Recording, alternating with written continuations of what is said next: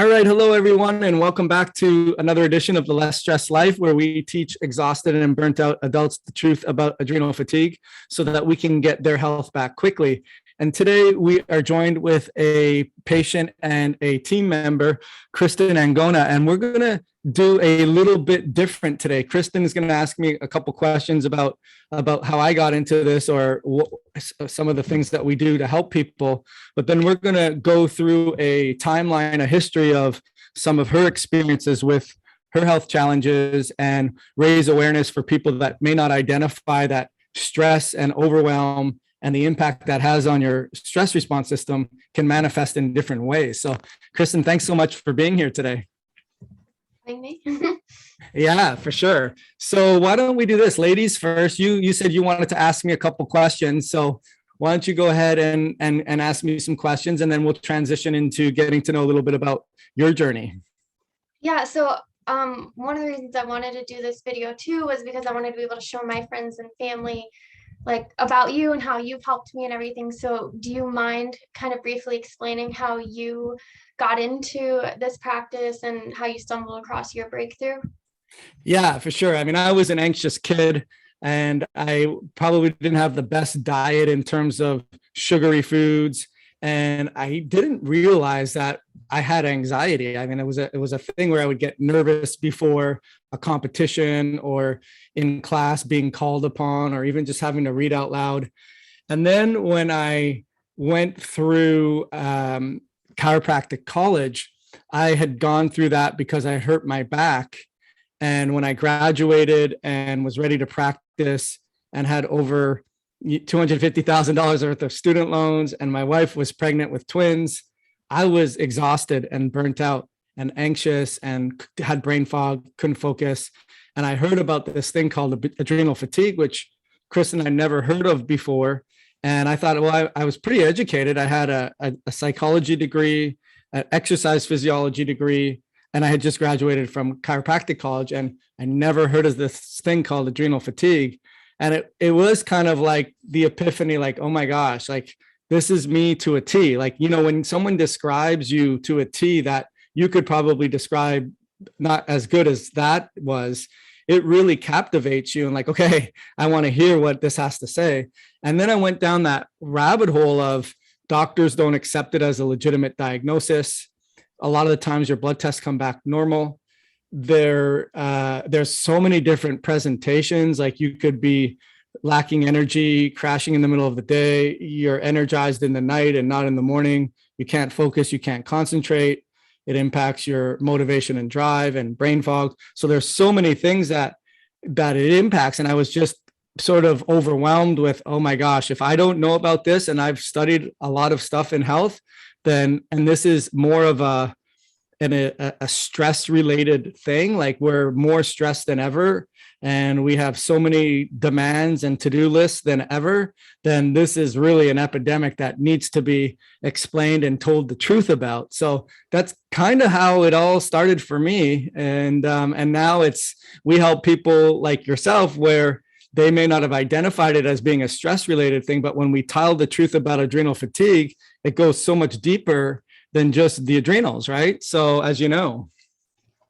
No, that's really interesting. Actually, it reminds me, a couple years ago, I had heard of adrenal fatigue and I sent it to a friend of mine. And I was like, look, I feel like I have some of these things on this. But then I saw it say like, no, that's not really a real thing and this and that. Or, you know, you only have one of the things and not all of them. So like, had I known or continued researching like you, then maybe I could have avoided my major crash of a situation that I had. Right. Well, you know, I look at it as you have these things that obstacles in life for a reason, right? So had you not crashed, perhaps you wouldn't have been where you are now, right? So at the same time, yeah. Well, that's cool. So could you maybe share, a couple of stories, maybe one person that you've really helped, and then we can get into how you've helped me. Yeah, for sure. So one of our best success stories was from a client that we worked with in Australia. And I even remember having the initial call with her, and it was amazing how she had suffered for so long. She'd been to like really high tech PhDs and the best of traditional doctors. And not to say they don't know what they're talking about, because they certainly do. But if she's still suffering after all the strategies, then something's being missed. So I remember she just told me she had been really training quite hard with triathlons, and she was going up a mountain on her bike. And then all of a sudden, it's just like the in the Matrix, the plug got unplugged, and the person just kind of died from there. And that's what she said. And after that, like, she just was like out of her body. She had the dysautonomia, or just she wasn't in touch with her body, and she couldn't go in cars and go about roundabouts, and she couldn't stabilize her blood glucose. So we basically had her understand the importance of what's called metabolic flexibility, where we should be able to burn protein, carbs, and fats as a fuel. We've been engineered for that. We've never had 24-hour online deliveries and refrigerators and abundance and light bulbs and everything else in between. And so we're not engineered in our modern day society, along with stress and overtraining and genetic susceptibilities and chemical toxins and news and everything else, to be able to become metabolically flexible. We lose the ability. So one of the biggest things we did was have her stabilize her glucose, reduce inflammation. She started to realize when she was hungry versus having to eat, because you've been conditioned. You have a breakfast, you have a lunch, you have a dinner, right? Like you. Yeah. And it was profound. I mean, she lost a lot of weight, and that wasn't even one of the goals that we were looking to do. And I think once you get the body working effectively metabolically, the side effect, as opposed to drugs where you leave the room on a commercial and you come back and they're still finishing all the side effects, to not, if this, that, and the other, the side effect of getting healthy is metabolic health and losing weight. So a couple of the other strategies, obviously, is you need to do a proper hormone test to figure out how hormones are clearing out and where to focus on to strategically, not just throw crap at the wall and see what sticks. And that was quite profound. She had such amazing experiences and got her life back. And it wasn't anything magical. It was just more of accepting that it's a legitimate health challenge. There's different continuums of it. And that it's not just the HPA axis, the brain signaling to your adrenals that something's wrong with you. It's also the fact that your body's just not using energy and making energy effectively. And some embers in the fires aren't being extinguished in her body metabolically, and the body will take care of the rest. So that was one of the best, I'd say, experiences we've had with turning someone's life around. It's been quite amazing. No, that's really cool. Well, I can tell you my life turned around completely, especially because tomorrow is 1 year from when I went to the ER with this situation in the first place. And I had never been to the ER before at all. So, it took a lot, or like I had to be feeling like really bad to actually have to go there during the middle of the pandemic alone. Yeah. So. Yeah. I mean, I have it on my notes here that our first encounter was on 10/1/2020. Yeah. So we had a little bit of time, but I'm looking at the notes, and you actually had the diagnosis, I believe, in June of 20. Is that correct, or before that, or? No, so June was when I had the first time I ever saw blood in my stool. So it was in June. And then it was kind of on and off, like where I was still living my normal life, feeling normal. It would come and go. And, people would just say, oh, it's stress, or, oh, it must be a hemorrhoid or something, like, oh, that happens, don't worry. And then I was like, no, something doesn't feel right. And then September, my cup overflowed, and everything, that's all it was. And it almost felt like a virus, like, took over, and I just couldn't stop going with blood. So. Yeah, and that's got to be super. I don't even know what the good word is alarming, right? I mean, to not feel I felt well, like but no control of my body at all. Like, it was just not me anymore. Yeah. Yeah, well, this is not funny, but I remember I was playing soccer one time, and I went to slide to get the ball from the net, and one of the metal pins wasn't all the way down, and I slid into and my knee like totally opened up. The reason I bring that up is because it wasn't really as painful. It was, but it was way more painful as soon as I saw it. Like, oh my God, like I was gonna faint.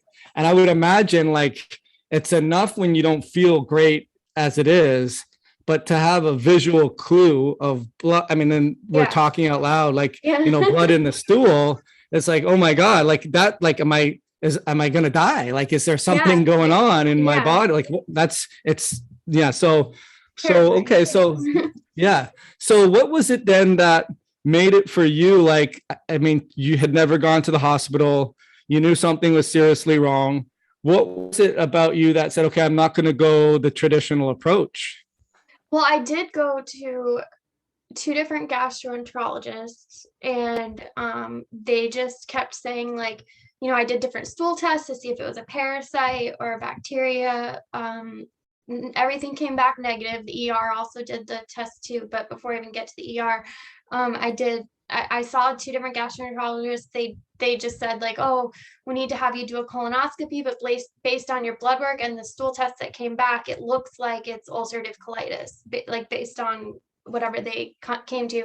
But they said we can't actually give you medication until we do a colonoscopy. And of course, I had a lot of family members support me in my decision not to get a colonoscopy. And then I had a lot of them that actually were very critical, saying that, like, how could you not do that? But I just knew deep down in my gut that luckily my intuition was still somewhat functioning, that was not a good idea. And they gave me mesalamine, which is just an anti-inflammatory, it's not a steroid. They said they could start with that, but that ultimately I might have to go on prednisone or something to stop it. And it just one day, like, it dawned on me, and I was thinking, why, if there's inflammation, like, like when you have a fever, your body heats up, it gets inflamed so that it fights off whatever this is. So, like, why? Oh, and as soon as the gastro found out that ulcerative colitis runs in my family, they just kind of were like, oh yeah, that's it. That they took instantly. And I was like, well, no, there's something there. My body's inflamed for a reason. And if I suppress the inflammation with these anti-inflammatories, then I just feel like it's going to pop up somewhere else.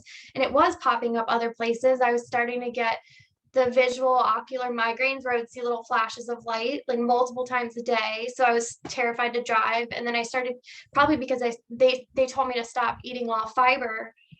So I was literally just eating like rice and bone broth because they said, like, stop the gluten and everything, which I'd eaten pasta like all my life. So now I'm just eating rice and bone broth and like bananas basically. So I was getting very dizzy. Like, I'd never fainted before in my life. And there was 5 times from September to October that I got so dizzy, I just like fell to the floor.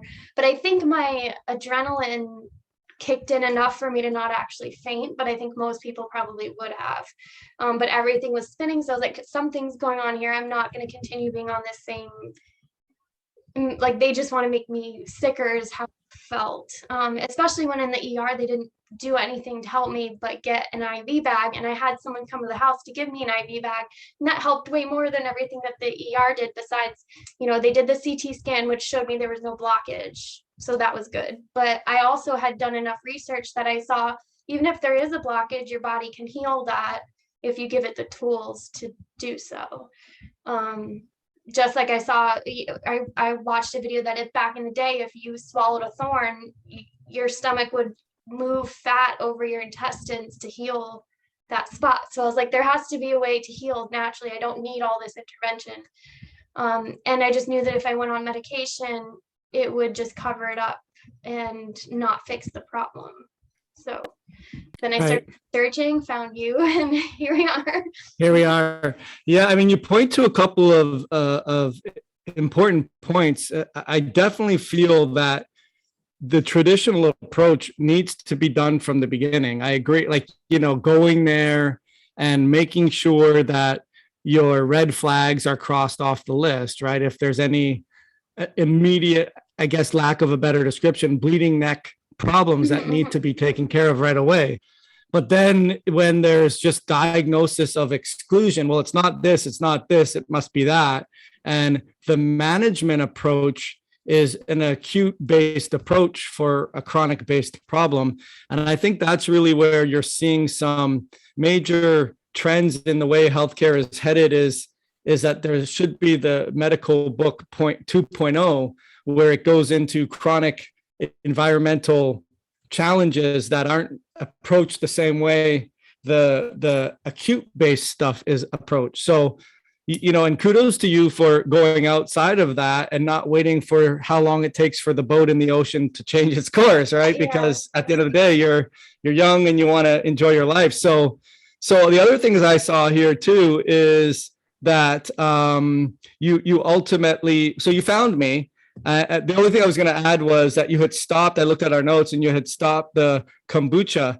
And you hadn't been, you hadn't, I mean, I guess by choice, you didn't eat red meat or pork since you were 14 years old, correct? Yeah. Yeah. Yeah. I just didn't really ever like steak or pork, but I mean, I love animals and all, but I knew I still need some nutrition. So I stick with like chicken and shellfish really.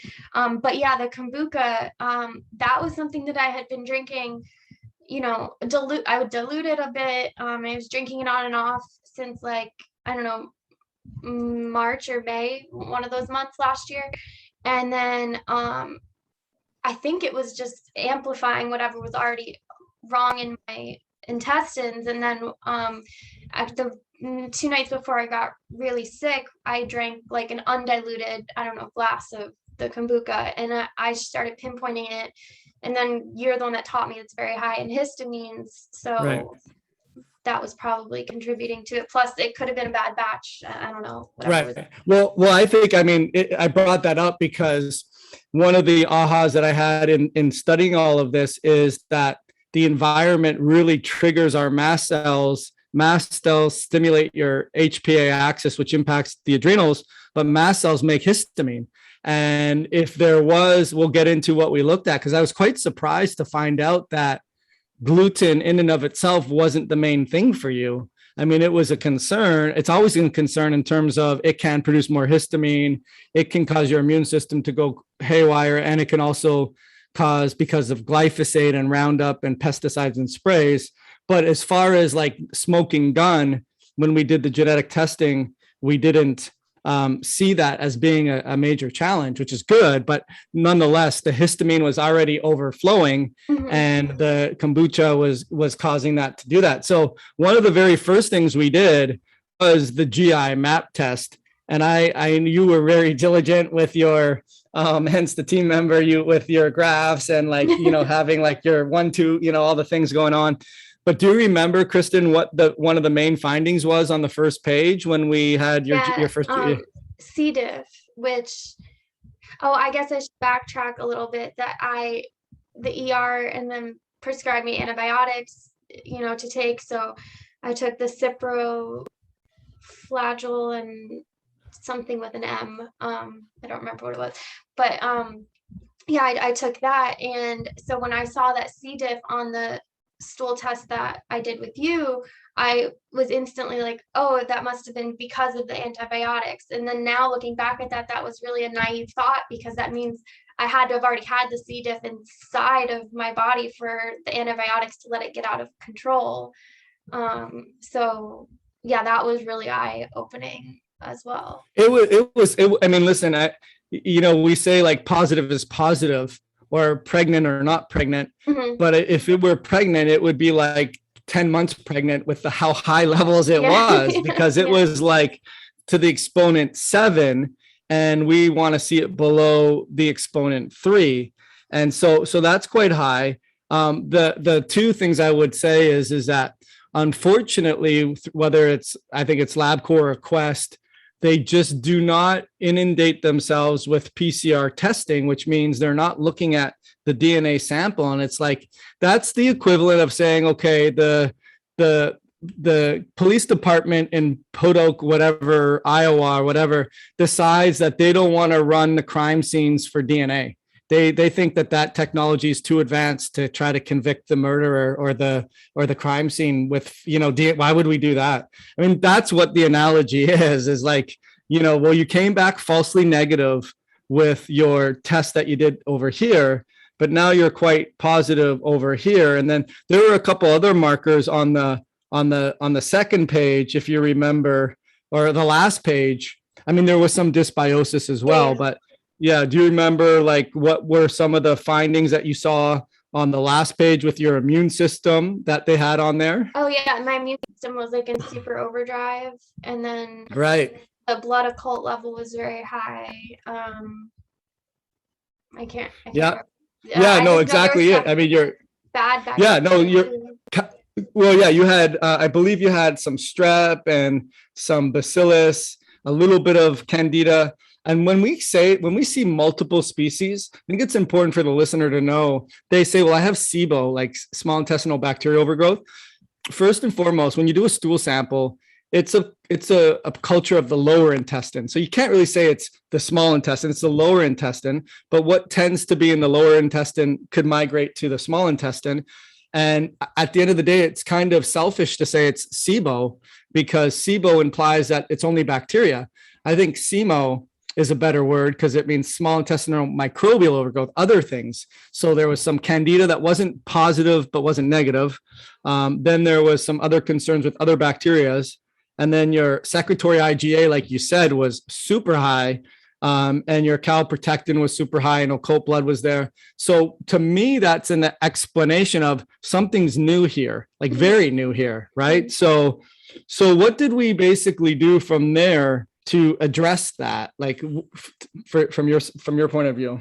Well, you helped me figure out to take the GI synergy, which I call it the natural antibiotics, because I thought it had like Right. oregano in it. Right. That the Reparavite to help repair the gut. So I just remember it was like the 5 R's. I don't remember what they all are, but like remove, replace, reinoculate. I don't remember the rest of Like there, restore secretions, it. And and reset. then I think remove, right? Okay. So basically just rebuilding my whole gut lining, like remove the bad and replace and heal it and replace it with good. So Right. I remember that being a very long process, but I knew that it's what had to be done to, heal long term for that. So Right. Yeah.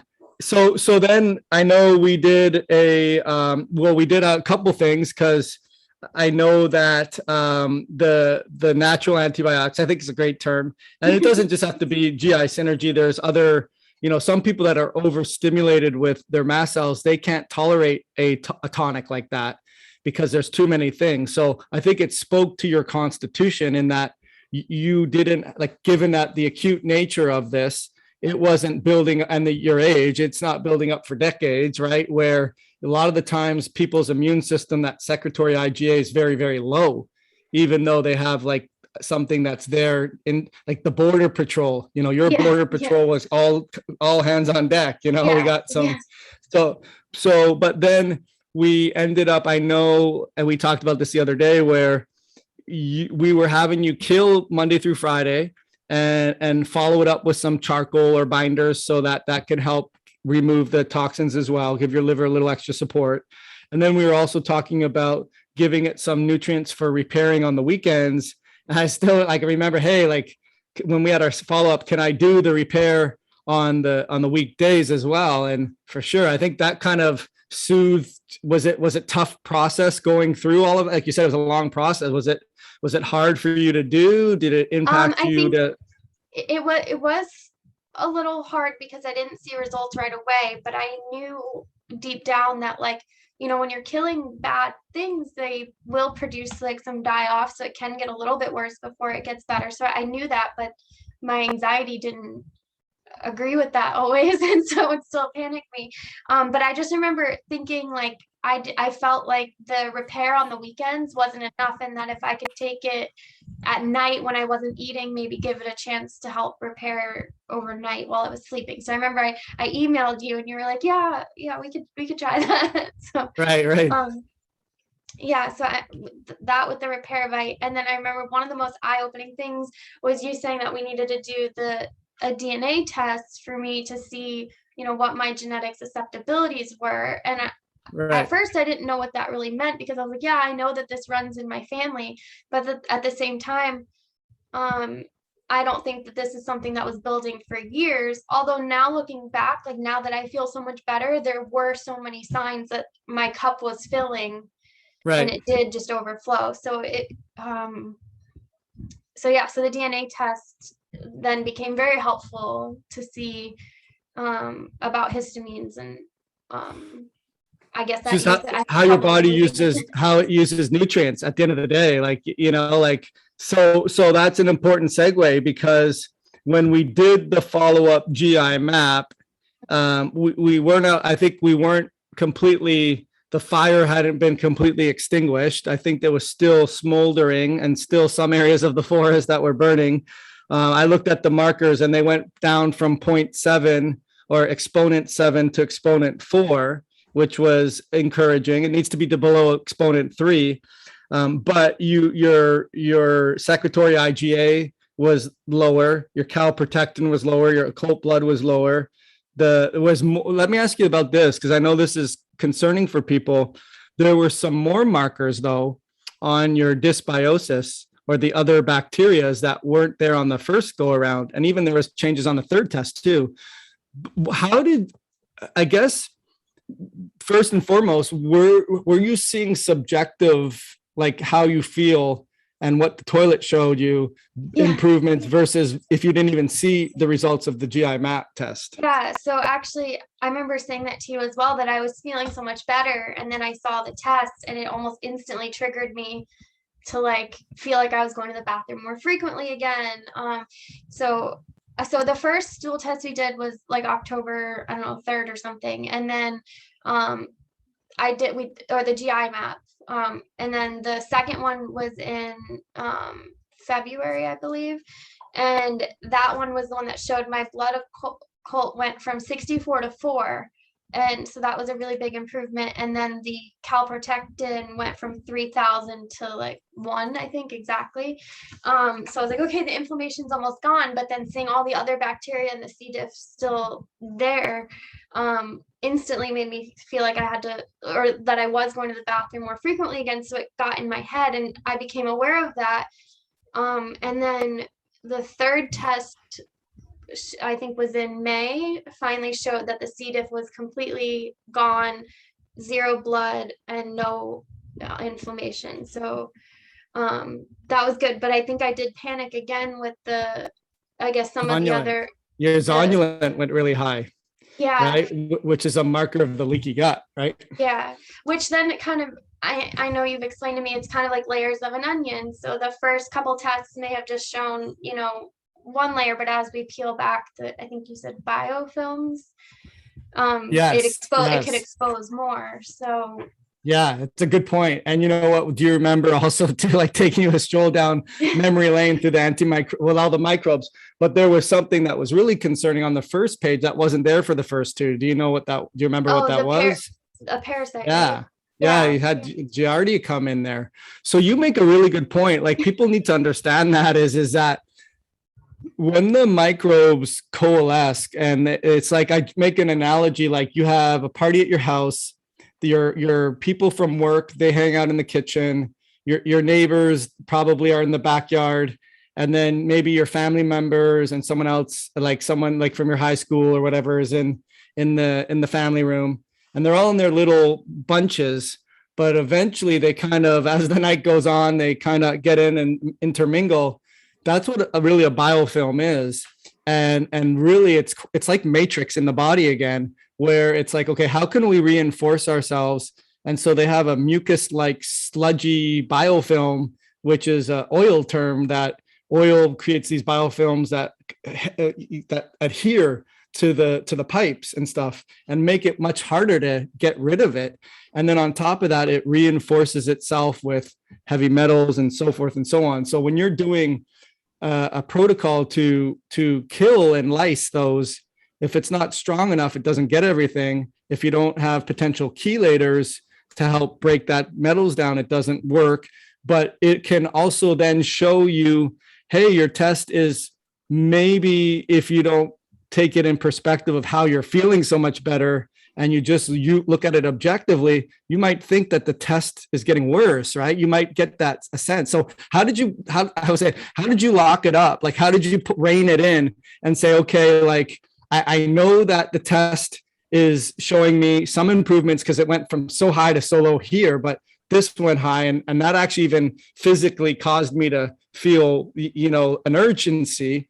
But at the same time, how did you balance that with, okay, like I'm trending in the right direction? Because a lot of people won't keep it together. So when I first started taking the natural antibiotics, like in October, and then you had me take digestive enzymes and also the enzyme to remove histamines, the Right. GAO enzyme.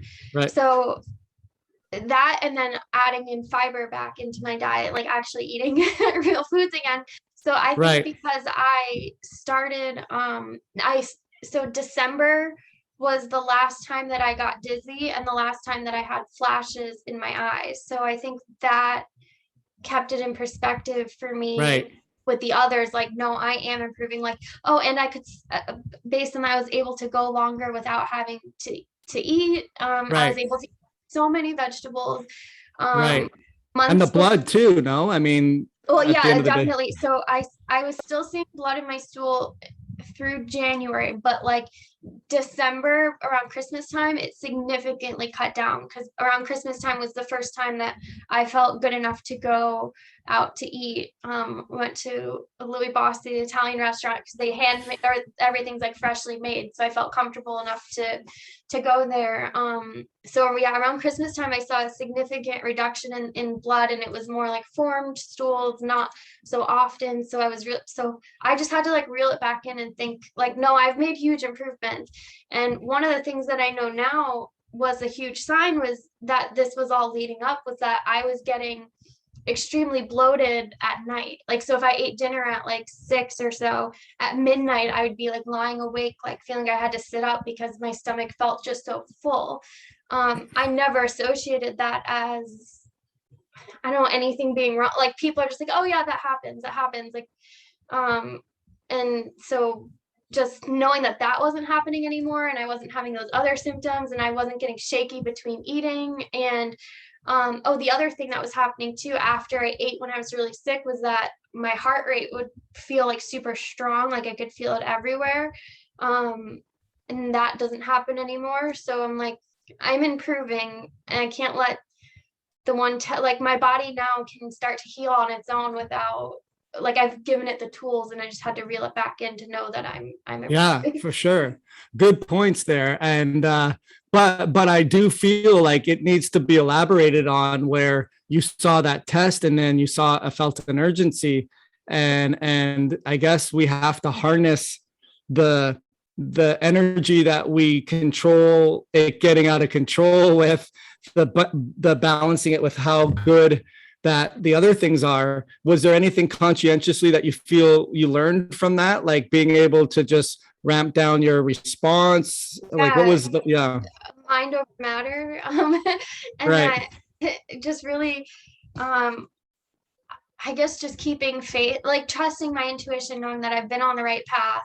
And I think you pointed it out to me too, like, look how obvious, like as soon as you saw the test, then this started happening. And so that's how much stress can really play a role on or like take a toll on your healing, and need to control the stress of it all. So. Yeah, well, your response for sure. And I remember that as you bring it up, I was like it's kind of confused. As you mentioned to me, okay, they had me stop taking fiber when they thought I had UC, and I had to go with very little food whatsoever. And I think maybe short term, I could see that, because you don't want to irritate the lining with any potential, I guess, irritants, if you will, or allergens or triggers. But a couple of things is that needs to be followed up with, okay, and by the way, this is a short-term recommendation, because we need to make sure your diversity is big. So I remember bringing diversity into your mindset, like, hey, you gotta bring some diversity here. Like, that's not enough foods there because that's how your microbiome is made. And the other thing I kind of let pass, which I think is you're very fortunate that it didn't happen. But when someone takes Cipro, that's a major crusher. I've had, unfortunately, like our old office manager whose wife is still very sick, who took Cipro, and you can go online and Google like Cipro toxicity or fluoroquinolone injuries, because ultimately antibiotics kill bacteria, and our mitochondria is bacteria. And ultimately you're dropping an atom bomb in the middle of a microbial storm, and you're just hoping that, okay, good guys don't die, just kill bad guys, and it doesn't work out that way. So you're really fortunate in that way, for sure.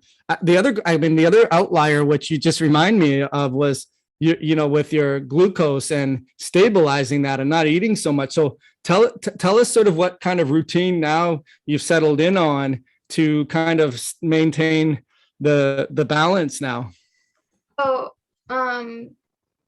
so for me, I was eating everyone at work, like when I worked in person in retail, they would always laugh at me like how frequently I'd be eating, especially because I'm a small person. So they're like, why are you eating so frequently? But I get shaky between, I would get shaky between meals. So I'd always eat lunch like right at 12.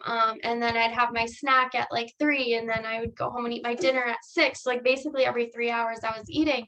But now I can, I eat my breakfast. Like I don't have to eat as soon as I wake up, which is great. I do wake up starving, but I don't feel like I'm gonna fall over if I don't eat. Whereas before it felt like I had to eat right away or I couldn't think or function. Now I can actually just, start doing whatever, eat casually like an hour or 2 after I wake up. And then so I'll probably eat, I don't know, somewhere around like 9-ish. And then I can eat my lunch now at like 1 or 2, which is a huge, or just based on whatever I can get away from work to go cook it. And so that's just a big difference right there. And then sometimes I'll have like a little snack around like 4, but probably just because I'm like working and thinking. And then I can eat my dinner like at 7, which is such a big difference for me. I be the one to like eat before we went out to dinner because I didn't want to be starving and sitting there. And now I feel like I have a little bit more leeway. It's more an anxiety thing for me now. Like I remember you saying to figure out my physical blood sugar versus my psychological blood sugar. Right. Yes. So that was a big eye-opening thing for me too, but just like seeing how it was all connected. I wasn't crazy, and all those things were happening because something was going wrong. So I think genetically you saw that I have trouble removing histamines and regulating my iron. So I think those were the two underlying. For sure. I mean, there's a couple other things here too, which we'll get into like as we talk about it. But you make a couple really good points, is the difference between physical hunger and psychological hunger. And so many people tell me this is like, oh, if I don't eat, I'm gonna faint, and I'm gonna die. And I don't believe that. I mean, in your case, it was actually very low. I mean, there's no doubt about that. But for some people, their glucose isn't low, they're insulin resistant, and it's not getting into the cells. So I think it's important to calibrate that and understand that. And we do tools with that. But I guess the question is that now you would never have found me if I had only presented in my local business area that we only help people that have adrenal fatigue problems. In our local area, we had a bunch of conditions like functional medicine, like we have GI issues and thyroid issues and hormone issues and brain fog issues and so forth. So, but now that you understand the role of stress in the body, especially when your mind can go play tricks on you and you can physiologically have, an urgency to go more and start to, oh my gosh, like things are getting worse again. And so what would you tell the listener that may have GI issues that were some real ahas for you to know that it goes deeper than the GI and it's kind of a chicken or the egg thing in terms of it's kind of a 2-way road. It's not even a 2-way road. It's a 5-way road with so many other things going on. What have you learned and what would you tell other people about that? that this does, like, you're not just an unlucky person that your issue happens to. There's a reason for it, and you have to find the root cause of the reason. And a lot, yes, while it can be genetic, like, yeah, maybe because I have an issue removing histamines or whatever, my intestines are more genetically susceptible or something to having the inflammation go there, whereas someone else, it might be, arthritis or some thyroid or Sure. something. But you have to find out your genetic susceptibilities to see what you're actually, to see what genes can get turned on, to see, now that I think about the histamine issue, that was the other thing, like when we determined that I had an histamine issue, and that can create your gut lining to be permeable, I guess, right? Is that Right. okay? Yeah. So because I genetically am susceptible to not removing histamines, my whole gut lining became permeable, which made me susceptible to the other issues. But also, I didn't realize that I had a histamine issue because I'm, yes, I would sneeze more often or whatever, but I wasn't one of those people allergic to everything. So you would never think that you have too many histamines. But then also, my face doesn't turn red as much anymore. That was another thing too that I should have known, or being able to be like really hot. Like I had zero like heat tolerance. I would have to go inside. So little things like that were all signs that there was something going wrong. So I would tell the listener to look at all those other signs, and that, yes, while those are common, that doesn't mean that it's normal, and you can find the root cause for it before it explodes into some sort of big digestive issue or other autoimmune Yeah. issue. Yeah. Those are great points. The first point I would say, which people get in this vicious cycle of never fixing it, Kristin, is they have dysbiosis, they do a gut cleanse, they repair their gut lining, only to find out that they have leaky gut again, and they have food sensitivity. So they remove foods, and then they have lower healthy of diverse bacteria, and then they never get upstream enough to impact the histamine, which is causing leaky gut. So it's just, you were able to get upstream from that and see the all of the connections there, and address it. That would be the first thing. The other thing too is that from the genetic standpoint, you make a good point, where some people, when they're oxidizing or when they're not able to make enough energy, it impacts their neurotransmitters. So they get more concerned, or they get more anxious or panicky. And at the end of the day too, like when you're repopulating your healthy flora, your neurotransmitters are all produced in there as well, right? So, it's quite amazing that, you were able to learn all of this too. So I guess the other thing that we always bring up too is, well, it's expensive, and my insurance should pay for this, and I'm only going to do the things that insurance pays for. I guess, what was it in your motivation that made you feel like, okay, like I can't go down that road? Or what was it in your line of thinking that, like, the cost benefit ratio was it, to do something different? I mean, that's so easy for me. Like, I can't say that I had all the money up front to pay for it. I didn't, but I found a way. Like, I used some of my HSA, I put some on credit cards, I paid for some out of pocket. Sorry, my dog is walking by. But in my mind, and I had a friend, my friend Amanda, the nurse practitioner, she said to me, she's like, when you're sick, like, stop worrying about money, like, do what you have to do to get better. And I thought about it, and I was like, if I don't have my life, then what's the point of having money? So just spend what I have to feel better so that I can have my life again. Like, and I always tell people now, like, if you could pay, I don't know, whatever amount it is, like, I mean, there's no limit. Not that I want to be ripped off or something, but I don't think that I was, but there's really no amount that I wouldn't have figured out a way, whether it, if you have to sell your car or something, because what's the point of having a car if you can't drive it?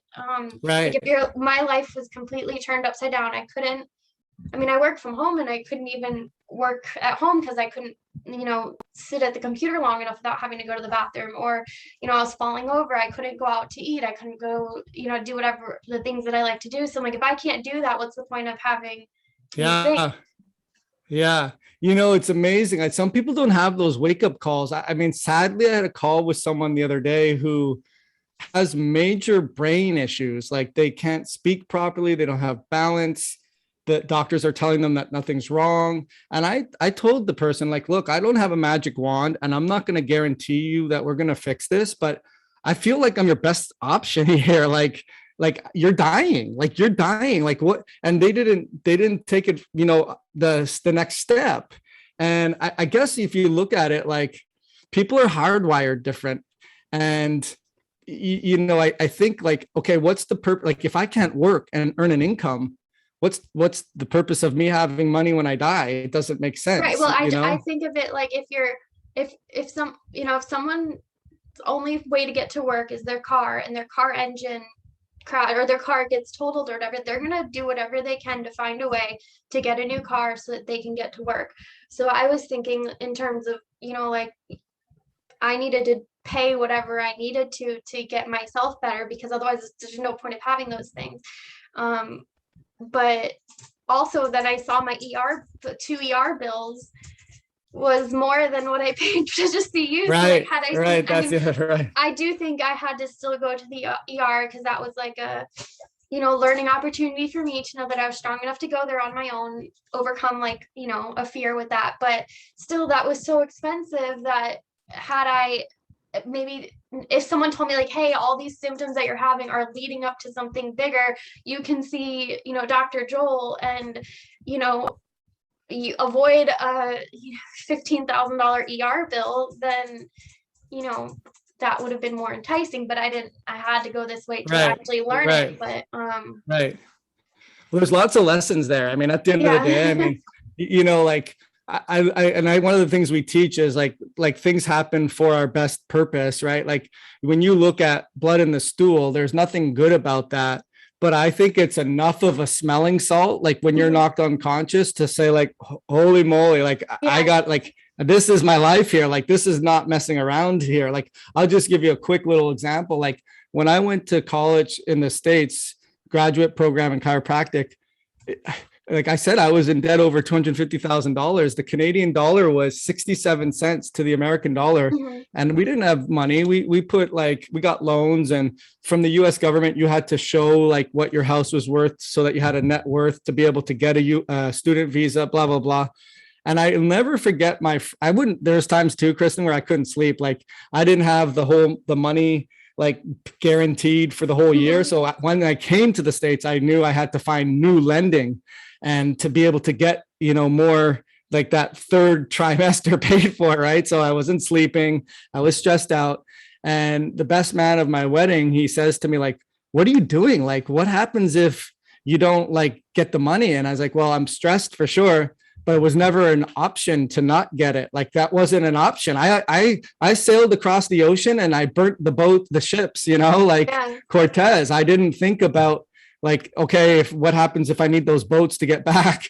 It wasn't an option, right? And I think that's probably the difference between when we say people that get their health back are resourceful, is there's no option. I mean, you were resourceful for that whole purpose. Does that make sense? Yeah. And I mean, I guess that's one thing throughout my whole life. Like when I set my mind to something, I will find a way. Right. So I guess that trait carried over, but really I ask people now, like, how much money, like if you had to pay a certain amount of money to find the answers to know like what your individual body needs, like, why wouldn't you do that? And when people actually sit down and think about it, they're like, you're right. Like, why wouldn't I do that? Because it can help you. Like the DNA test alone, I feel like is so valuable because it helps you learn about your specific body and what you need. I mean, I've had like everyone in my family do it now too. Right. Just because why wouldn't you want to know to set yourself up for long-term success? And so many of these people too in my family didn't realize that they're tired or whatever because of genetic susceptibilities. There are also histamine issues. So yeah, right.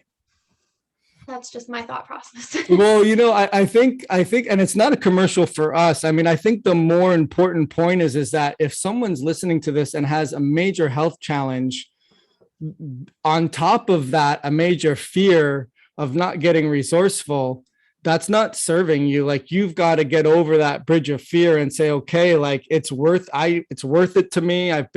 Maybe you haven't been hardwired. Like, I think that is a hardwired trait where if I'm going to find an option, if I get thrown into the ocean, I'm not going to let myself drown. Yeah. And I think a lot of people don't have that until they're in the ocean and they have to swim. Right.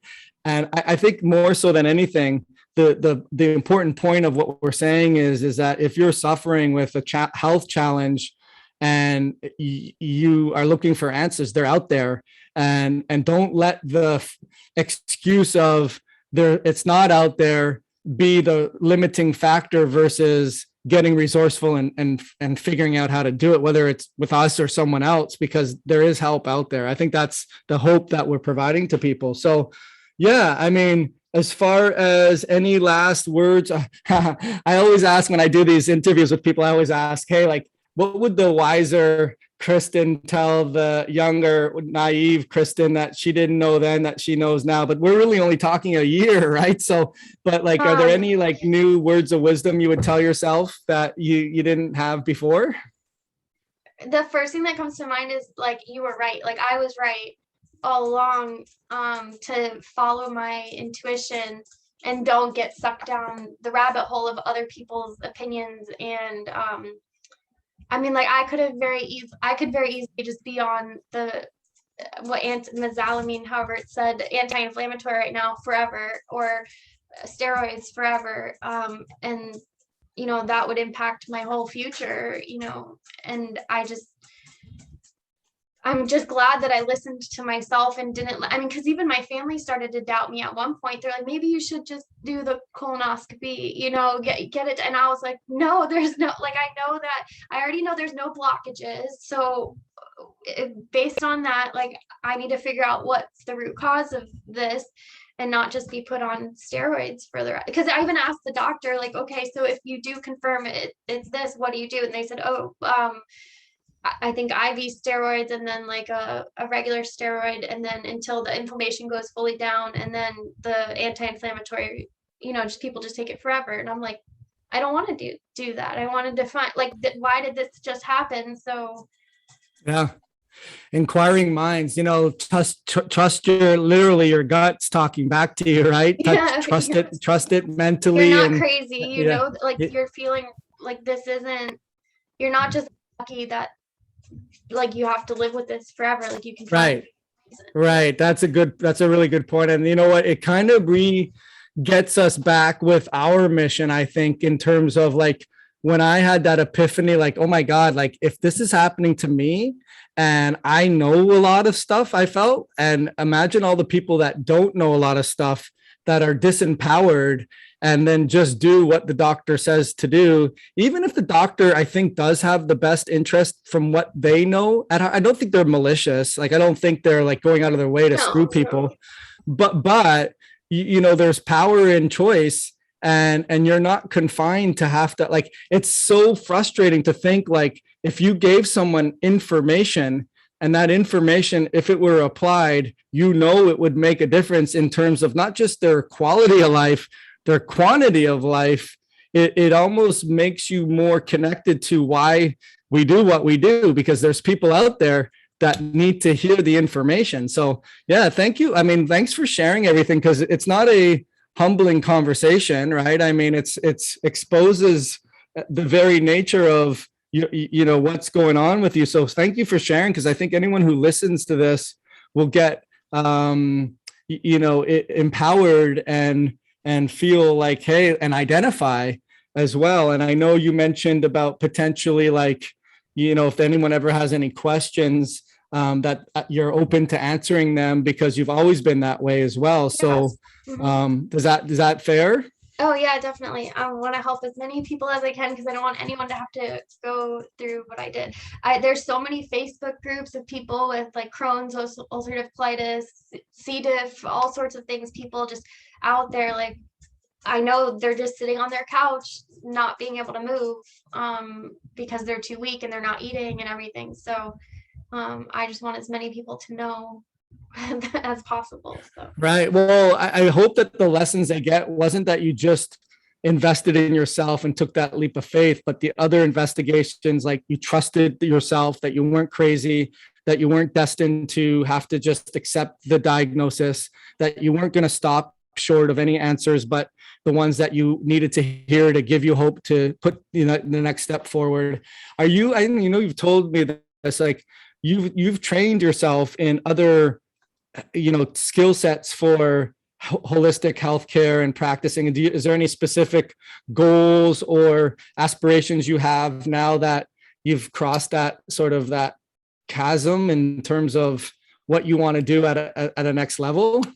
I mean, I would love to be able to help people, like help guide them to how they can get the answers. I mean, but in terms of like my actual trainings, I did my Reiki certification, and then, I mean, just coaching in general, like my leadership degree. But I just want to help like guide people to finding the answers that they need to help themselves. I just don't know how to do that yet. But, right. Well, we're developing it. I mean, I think it's advocacy, right? I mean, that's what it is. I mean, you're an advocate for the empowered or the unempowered to be empowered, that they have choices, and that you've been there and done it, right? I mean, there's nothing better than saying like, hey, look, I'm not just, talking the talk, right? I've walked the walk. I've done it. I've been where you have. So that's great. That's a great thing. So yeah, I'm excited to see like what I think. Hey, and we said this a little bit before we started. I don't think that healing is ever fully fixed, right? I mean, in terms of it's an ongoing process, it's a verb, something that's always and I said, hey, we need to do another checkup just to see like what smoke signals we see, so that we don't see a burning building before it's burning, you always got to do that. So that's still on the docket per se. Yes, definitely. And I guess just one thing I'd like to tell people too is go back to like when you were a kid, where you'd always ask why. Just why. Right. You don't have to just accept like the diagnosis of this is what it is. Like figure out why that happened, whether that's it removing, internal things like, like I clearly have the excess histamines, but also the external factors that created it, like EMFs. I'm extremely sensitive to. So yes, we never got on that. That's right. You're very sensitive. Yeah. Yeah, you've taught me ways to limit my EMF exposure, like shutting my phone off. I've switched to like I eat all organic food now. I've switched all my cooking ware to pure ceramic. I've all of my cleaning products are non-toxic. So I'm trying to limit or control what I can control, so that it makes my body has an easier job to do. No, that's great advice for sure. It's an awesome thing that you, and again, you're right. Like there's no bad questions, right? Because a lot of people don't want to speak up in front of the doctor because they don't want to, sometimes their bedside manner sucks and like, they just want you to get out of the office, and don't bother them with a question. Don't let that deter you, A, and B, you have a right to know why. Like, why did this happen? Like just intuitively, reflexively, like a knee-jerk reaction, like someone put the hammer on your knee. It's like, okay, I have this. Like, why? Like, oh, because it's in the family, but why now? Like, right, especially because, at 30 years old, they say typically I would have been showing signs of like, in my younger 20s. So for this to just hit on now, they also said ulcerative colitis is stress induced, but I mean, I was the least stressed that I had ever been because I work from home now. I'm not dealing with, customers right in my face. But now I realize that hit me at the time where my body was its least stressed, because it knew that was the only time I would be able to like handle it too. So right, that's true. That's a good point. Yeah, for sure. That is, it's amazing how that happens. No, it's just one last thing I would say is a lot of people will say that they never get sick, like they have a really strong immune system. I was that person. Yeah. Right. But like that just also means you're in wind up, right? So when you're able to turn off the defense system so it's not completely overreacting to every little thing, then some people will reflexively get sick a little more. That's not what's called a Herxheimer reaction. That's just like rebalancing your immune system so it's not in hyperdrive. And don't necessarily, another clinical pearl to this interview today is just because you never get sick and you have a really strong immune system, if you have low energy, if you have blood in your stool, if you have, ocular migraines, if you have things that, like something's wrong with me here, especially as overt as blood in your stool, but I'm never sick, don't just discount it and say, oh, well, it mustn't be a thing. It's definitely a thing. Sometimes you need those warning signs earlier, but thank goodness you had a major warning sign to say, okay, enough, Kristin, you got to do something about this, right? Yeah. So awesome. All right. Well, great. I appreciate the time and the information. And like I said, hopefully we can have a part 2 on what the next level of health brings for Kristin and things that people listening to this can learn from your lessons that you've learned. definitely. Awesome.